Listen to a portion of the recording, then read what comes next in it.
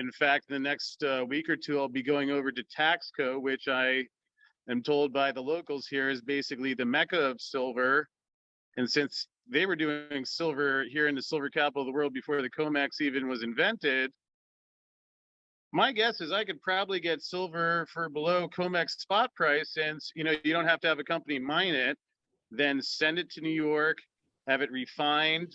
And as I found out, those border taxes, oh boy, try negotiating that stuff. So, at least for me, it was just a further confirmation of what we all knew. I think it's a good data point for the public so they can see what a fraudulent piece of crap this thing really is. Rob, similar in the way that, after I had my interaction with 𝙃𝙀𝙍𝙊𝙎 of the Perth Mint, who's now on his way out, and then you put the full Nelson on it with 𝙈𝙀𝙾𝙆𝙎.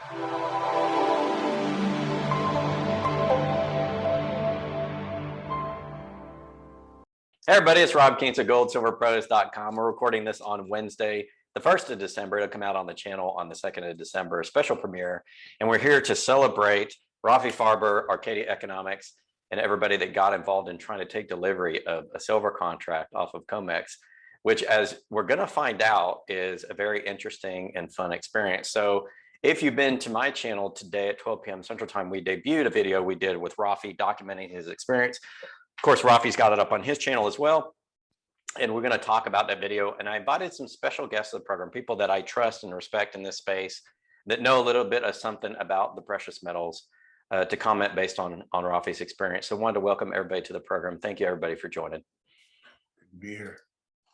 So we have Dave Kranzler, Investment Research Dynamics, James Anderson from SD Bullion, Andy Schechtman from Miles Franklin, Craig Hemke from TF Metals, and Rafi Farber from the Endgame Investor. He writes for Seeking Alpha. We first met there a couple of years ago, I'd say, Rafi, and when I was writing for Seeking Alpha as well. Now, Rafi started his own channel on YouTube as well, which we'll put the links of everything down in the description if everybody wants to go see it.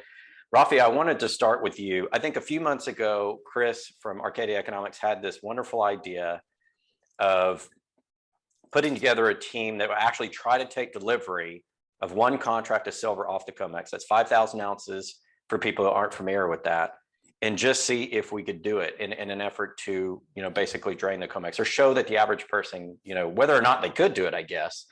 And you had this really interesting experience. And I wanted to ask you the first question. When you got involved in this and decided to do it, did you think it was going to be this tough, or did you think you're going to run into all the problems that you did when you actually tried to work with the broker to actually get the warrant and to get the bars? I knew it was going to be difficult.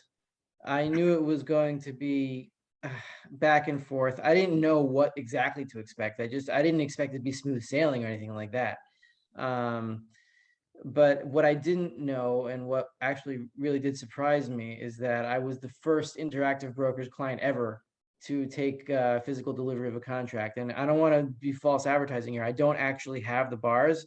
By physical delivery, I mean delivery of the warrant that entitles you to 5 specific bars, meaning a futures contract is a theoretical 5,000 ounces of 5 theoretical bars. A warrant gives you a right to 5 specific silver bars that weigh a certain amount. It could be up to 5,500 ounces, because these 1,000-ounce bars are not exact. With all the technology they haven't figured out how to make an exact weight of a 1,000-ounce bar, believe it or not. So I have a specific warrant to 5 specific bars, and the next step would be to liquidate that warrant, which means change those bars from registered to eligible on the COMEX vaults, and then just ship it wherever you want. But Interactive Brokers is refusing to liquidate the warrant. The only thing they will do is transfer the warrant to a futures commission merchant that does have that policy. So theoretically, I could open up an account at a different brokerage and transfer the warrant to myself at some other brokerage, and that's a whole other thing. I don't know if I'm going to go that route. We'll see. It's going to take me a while to open up another account and try the loadout. But for now, I've got the warrant, and it was excruciating and very comical, actually. And if you want the actual bars, don't do Interactive Brokers. Don't do Interactive Brokers. But theoretically speaking, if 19,000 people were to take delivery of just the warrant without even taking the bars, you could squeeze the COMEX that way, and they'd be forced. Somebody would be forced, probably JP Morgan, to take more eligible silver out and put it on warrant. 𝙎𝙊𝙇𝙑𝙊𝙎 also joined us from Arcade Economics. Yara, how are you doing today? It looks like she may have frozen. We'll get back to her in a second. So anybody, on this broadcast, jump in and just comment on, first of all, the first thing, I thought it was really funny during the video where Rafi's talking to Interactive Brokers and they say, yeah, we've never actually had anybody want to take physical delivery. What does that say about the COMEX, and is it really a physical delivery market, or is it all just the paper trading back and forth? Well, I think the CME self admits that the COMEX isn't a physical gold market. So, but to me, what the most concerning thing is with the COMEX is there's never an official independent audit of what's actually in the vaults. Every report that you see that generates data from the COMEX comes from the banks themselves that operate the COMEX. And if the banks are honestly and ethically putting together those reports, it's the only line of their business, as we've seen with all the lawsuits, not just connected to their precious metals activities, but a lot of their other business lines. It's probably the only area of their business that they are honestly and ethically reporting. And what are the odds of that? I mean, my guess is that because most people who take delivery on the COMEX don't load out. They leave their bars in the vault for custody, for safekeeping. Right. And the COMEX incentivizes that because it's cheaper to put your bars in a COMEX vault than in a non-COMEX vault. They want you to leave your bars there. And my guess is, and again, we could never prove this until the COMEX eventually blows up. My guess is that a lot of the bars that are sitting in the registered account category have been delivered multiple times to multiple entities that have taken delivery but have left their bars in the COMEX vaults. Right. In other words, COMEX is a way for people to store metal, right? I mean, don't they store a lot of metal, privately held metal? And didn't the CME group come out and admit that in a paper? I think Rona Manley printed this. It was April 19th issue by the CME group that said, we don't even know how much of this actually is eligible for. Right, in the eligible account. Right. They Right. said up to 50% is probably not available to be moved into the registered account category. So basically, I mean, COMEX could just be, a bunch of a gambling market, or if the futures market to me is a gambling market. You're betting on what the price is going to be in 6 months, and you're shaking your head there. Craig, what's your view of what COMEX actually is? Is this intended for people like Rafi or independent people to actually get the metal, or what's the point of that market? It's a scam. It's a fraud. It's a fraud. The banks create contracts that are backed by nothing, and they sell them to speculators who only put up 15% of the cash to buy them. And then, the whole thing cycles that we just went through one of these cycles over the last 3 or 4 weeks. And so at the end of the day, then, since you're trading these phony baloney, plastic banana, worthless derivative contracts that aren't connected to anything, have no metal backing, then the COMEX puts on this charade of delivery where, it used to be, and now it's at least finally 30, 40,000 gold contracts every delivery month, but it used to be 3,000. It used to be like 1,000 silver. And, you get March, you'd have the house account at JP Morgan issuing out 1,000, March silver contracts, and the house account of HSBC stopping them. It's just an exchange of warrants, like what Rafi's, the merry-go-round he's now found himself on. Then you come around to May, and the process would just reverse. And I mean, I'm oversimplifying this, but I mean, HSBC would just issue them back out, and JP Morgan would pick them back up. And you'd have this illusion of physical delivery, because if you don't have at least some physical delivery at the price that is determined through the trading of these phony baloney contracts, well, then what the hell do you have? So they have to maintain a charade of some kind of physical delivery so that there's some legitimacy to the price that's discovered through the trading of these derivatives. And so that's why they make it so impossible. That's why, I mean, it's just not intended to be a physical delivery market. It's intended to create, as we have that cable that WikiLeaks uncovered from 1974, 3 weeks before gold and silver, gold futures began trading, saying, the dealer's expectation that the futures market will be so volatile that no one will want to own any physical gold. Well, mission freaking accomplished. Yeah, that's So- true. The price at the beginning of 75 was 200, and just about a year later or so, it got cut in half. So it scared the crap out of anybody who was privately buying gold, which was Right. getting legalized in 1975. That's specifically why the U.S. Treasury was so freaked out. They were afraid of the stampede out of fiat Federal Reserve notes into gold, exacerbating the inflation. Yeah. Well, you got to have it. God bless Rafi and Chris and everybody else trying. I mean, I'm sure I haven't had a chance to review the video yet, but I'm sure it's fantastic. And all we can do, everything is, I mean, we win this fight against these evil people through 1,000 slashes, you know, of a razor, just trying to cut them to death. And then you do that by just slowly picking away at it and getting more and more people aware. The hardest thing I found, and I don't mean to monopolize the time here, hardest thing I found, and I feel like I have some kind of a finger on the pulse of this just because of the diversity of opinion and people around the planet on my site.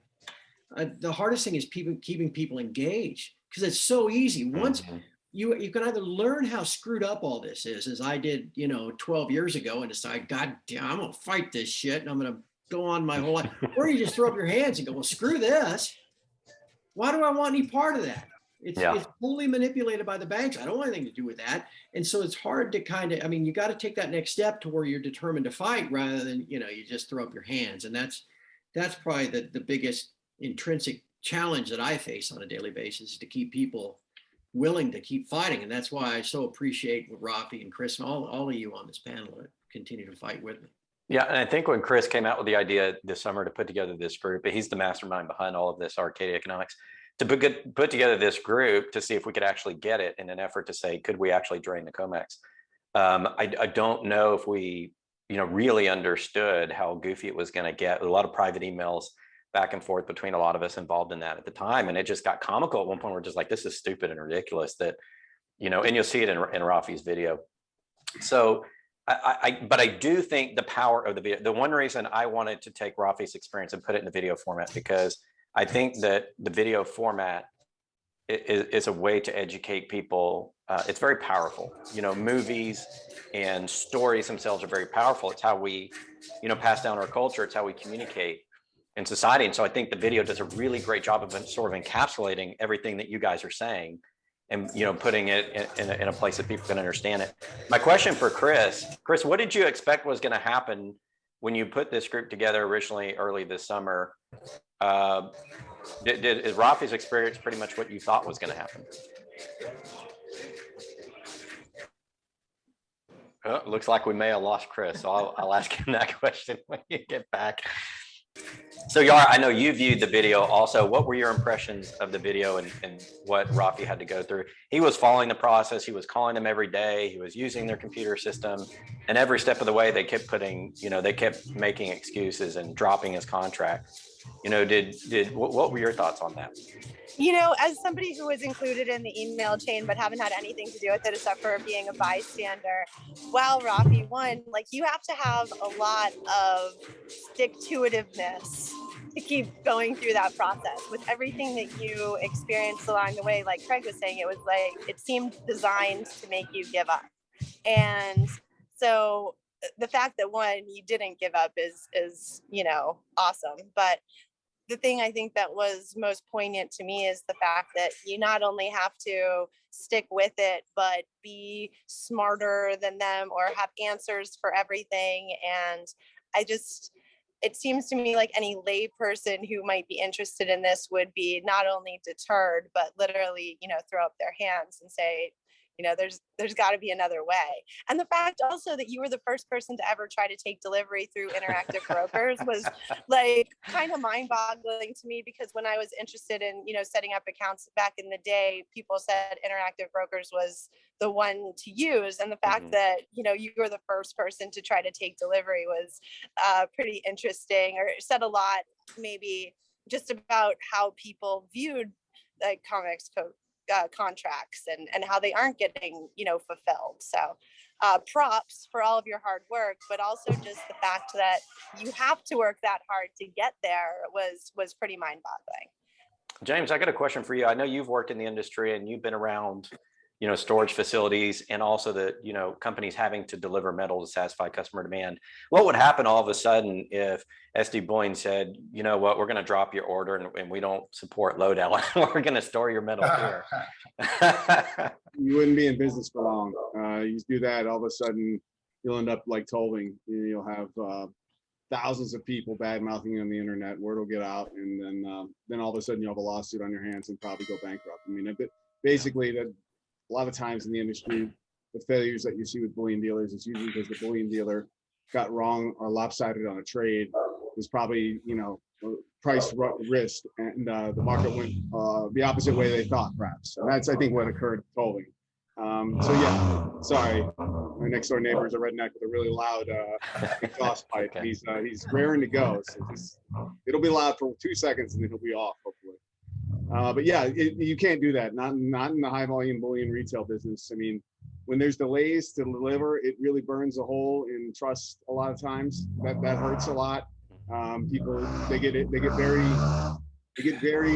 antsy, and it's understandable because you sent off good funds and you're thinking, I just got the silver sitting on the shelf, and why can't you just ship it to me? And it's not that, most of these bullion dealers, when they get overwhelmed, they don't have deep enough pockets to handle this. And so what you end up getting is a backlog. The wholesalers get a backlog, and so they want to take orders. They want to, lock in prices for people and lock in product. But those products a lot of times are being shipped from mints, shipped from refineries, et cetera, et cetera. And so that's a lot of the reasons for the delays. Just the demand overwhelms the capacity to handle it that quickly. That's usually what happens in the industry. Andy, I got a question for you. I know you and I have talked a lot about, if we had another silver squeeze, how quickly it could liquidate retail silver, how many, millions or tens of millions of ounces are actually available. If after this video, people start to wake up and say, you know what, that COMEX is a sham and maybe we don't have enough silver, as possible, how long would it take, for a run on actual retail silver inventories to drain, most of that market out?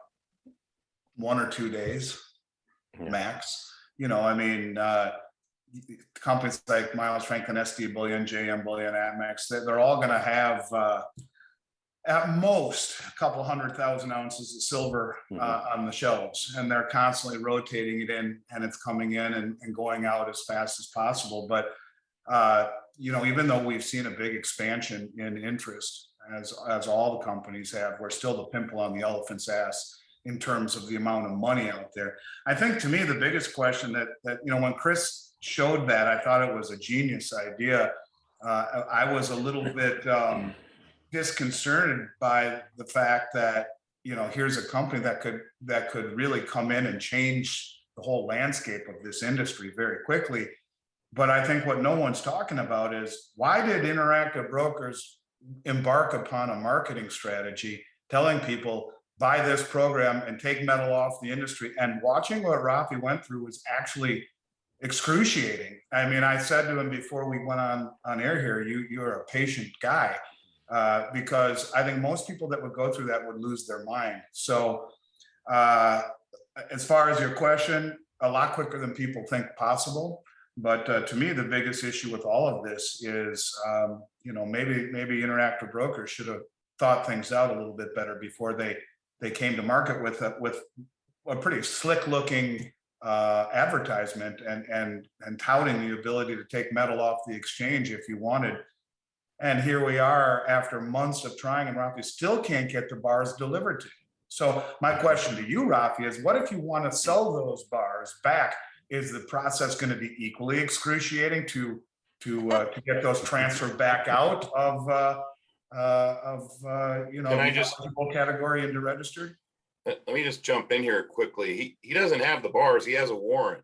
Right. The warrant is nothing but a derivative. I mean, it's a second order contract, COMEX contract. The warrant clearly means shit unless you have the ability to load out the bars. Right. So what I'm wondering is, does Interactive Brokers say you have the ability to take delivery, and they're referring to delivery that on the COMEX where the bars stay there and you supposedly have bars with specific serial numbers attached to your warrant? Or do they say that you can actually get the bars out of the COMEX? Because there's a big difference. Well, his warrant shows that he has 5,100 ounces or something. So they gave him specific weights. They did do that. Right, Am I- but how am I many correct other on that? people have those same bars attached to Right. their warrant? I don't know. No, that's why I'm saying. you That's can't- a the really rubber good doesn't point meet the road because- Until you take the That- bars that's- out. That's a good biggest point, Dave, problem- because what it speaks to is if you're not taking it physically off, how many times can you rehypothecate that same metal? There's no, unless you can force physical delivery, there's no way to prove out that they actually have the metal they say they have. Call up the Perth Mint and ask them how many times. Yeah. That's right. Ask Morgan Stanley, they got busted for doing that Right. with silver Aluminum. investment accounts about, I don't know, what, 15 years ago? Yeah. They paid a fine for it, you're right. Yep, I regularly go in and look at the COMEX warehouse gold stocks, and I regularly point out the fact that, you know, they more than fourfolded in a short time frame from the COVID. Remember during March and April of 2020, there was a huge arbitrage between London, which really wasn't functioning well, to COMEX, and COMEX all of a sudden became this physical delivery place. And the truth of it is that there's a whole bunch of shenanigans that happened around the time. London and COMEX got together, and COMEX decided they'd create this 4GC contract, which is a 400-ounce derivative futures contract. And I go there all the time, and no one is trading it. Zero, no one. And they're double counting all this metal in London and the gold in the gold market. They're claiming that, you know, it has 34 million ounces. But if you actually look at the data before they made that 400-ounce change and added fourfolded the explosive inventory that they have underlying it, it was below 10 million ounces. And so my contention is that the problem is that the hedge fund community, the high net worth investors, those people, they tell, you know, their bank or whatever that I want an allocation to gold. And so they go on these COMEX, you know, and they get a warrant or whatever, and they get a allocation supposedly that's sitting in these warehouses. But Lord knows that the physical is probably not backing it. And they could, you know, to take delivery of that stuff, it's going to be like pulling a tooth, just like Rafi just experienced. So Yep. The point of the matter is that the high net worth crowd, they need to understand that they don't own gold. They own a bunch of warrants sitting in a warehouse that's double accounting metal across the other side of the world for these contracts that nobody wanted in the first place. The 400-ounce contract is not traded at all. It is absolutely insane to me that people look at COMEX warehouse numbers and they think that that's true, that there's 35 million ounces of gold that underlines it. There's not. A lot of that gold is double counted for ETFs in London. And the same is true in silver. If you go and look at the JP Morgan, you know, there's supposedly the huge COMEX gorilla or whatever. When that happened, same time, silver jumped up. I'm looking at the chart, it jumped up 70 million ounces in a matter of months. And, you know, since the silver squeeze started, the registered pile has gone down over 50 million ounces. Yep. And where that went down at was from JP Morgan, probably dishing out silver to PSLV or who knows. And then as well, you had CNT, which is one of the major wholesalers in the market. They only deal with dealers typically. And 30 million ounces is drained out of there. So, you know, that's basically what you see is a lot of the squeezing going on, actually working. So it has been working. Obviously, people aren't excited because the price has been moving downward and sideways for so long. It's been kind of brutal. But the truth is that, you know, the COMEX is a shenanigan. It's basically a shenanigan inventory pile. And if you know the history of it in the last 2 years, you know that they're lying about what's really there. It's not there. There's not 34 million ounces of gold backing that exchange. There may be 5 to 10, something like that. Yeah, and there's no way to prove that there is. And if you look at their audit reports, they're horrible. As a former auditor, I can say, yeah, I have zero confidence in the garbage they're putting out there because their process sucks and they don't have proper governance. High net worth investors need to know that. Hedge funds need to learn that. They need to figure that out quick, or they're going to get left holding a paper bag. That's just a fact. They're lacking governance, and the CFTC lacks the proper regulatory authority, the teeth to actually enforce the governance. So there's zero confidence level about that. Rafi, I mean, from your standpoint, do you feel confident you actually have those 5,101 ounces at this point? No, I don't. If you could fly over there and like say, can I see my medal? Do you think they'd be able to show it to you? No, I don't. But I mean, I actually talked to the COMEX about this. I called them directly when after I got the warrant. I'm like, look, hey, you know, I got this warrant. Here's the serial number. Can I get the bars? And they're like, no, we can't even talk to you because technically you don't own the bars. The brokerage owns the bars. It's in the name of the FCM. It's not in my name. They own it. Therefore, the COMEX only talks with them. Only talks with Interactive Brokers. So I mean, technically, I don't even own this warrant. I own it through Interactive Brokers, which won't let me liquidate it. So I mean, so this is one thing I'd like to point out. Sorry to interrupt you, Rafi. Yeah. You are like a beneficial interest in this transaction. So they're holding it in trust for you. And And not only is that prevalent in the metals industry, that's how your bank account works and your brokerage works, by the way. You're beneficial owners. There are people that own stuff and there are people that think they own stuff. And your IRA also. Yeah, and that's You're endemic an across the unsecured financial creditor. industry. And that's one thing that people just don't get. And I love about the video was it illustrates that point exactly. As long as you just stay in a paper position, they're okay. As soon as you say, I want that physical, then all of a sudden, all hell breaks loose and they're like, what the hell are you talking about? There's no That's right. counterparty in this, right? Yeah. This little 5-ounce beauty that Chris Marcus sent me. Yeah. There's no counterparty in that. That's I right. own it. That's the only thing that I can say that I mean, what, car maybe, but I mean, everything else, and Rafi just makes that example. You are a counterparty to Interactive Brokers. It is their asset. And what else? I mean, that's just, it's like, Andy, you're the man. I mean, you got to keep us with the physical metal. That's the only way you can actually own it, is to actually get your hands on it. That's become completely obvious through this whole process. It's kind of startling, actually, Rafi. It's really startling that you've gone through all of this, gotten to the point, and actually got the warrant. What good does a warrant do you if you can't load it out, really? Not much, but I don't want to seem like a hero or anything. The only thing that was keeping me from losing my mind was knowing I was recording everything, and the crazier it got, the funnier it got, the better the video would be. So that was the only thing that was pushing me forward. Well, that's why we want the video out everywhere, because I think when you put it in video format, I think it opens people's eyes quite a bit, because we can talk about this all the time. We do. We all talk about it in our videos and newsletters and stuff. But when you do a video, and I love the fact that you're talking to brokers and they're like, yeah, we've never actually done this before. It's just awesome. It's such an awesome Rafi, moment. have you talked to 𝙁𝙊𝙇𝙑 about transferring the warrant to that brokerage? Because when we took delivery off the COMEX in 2009, we did it through 𝙁𝙊𝙇𝙑, and we had complications, but we were at least able to get the bars delivered. And I will say, after the experience we had, we stopped relying on getting delivery off the COMEX for the metal in our fund. Mm. That is one thing I've considered doing. The only thing is, I mean, I didn't fund this, and the warrant, even though it's technically I'm the counterparty, it's not my money. So I want to get it back to the guy who funded it, and I don't want to, I don't want to hold his money for longer than I than I need to. I'll try to open an account on 𝙁𝙁𝙇, but that's going to take some time because I'm not in the country. I have to settle these papers. I don't even know what it involves. So first, I'm going to get him back his funds, and then I'll look at that. And you can just call them up and ask them if that's something you can do. They may have changed their policy since 2009. I have no idea. Mm-hmm. We'll see. Chris, I had a question for you. Maybe that'll be part 2. Yeah, Chris, I have a question for you, since you're the one that put this together. What in your mind was the goal of this process when you put this whole group together, the investor and Rafi doing it, and the relationship with the broker? What did you hope to accomplish? And is it mission accomplished now that Rafi's gone through this? Yeah, I guess you could say that.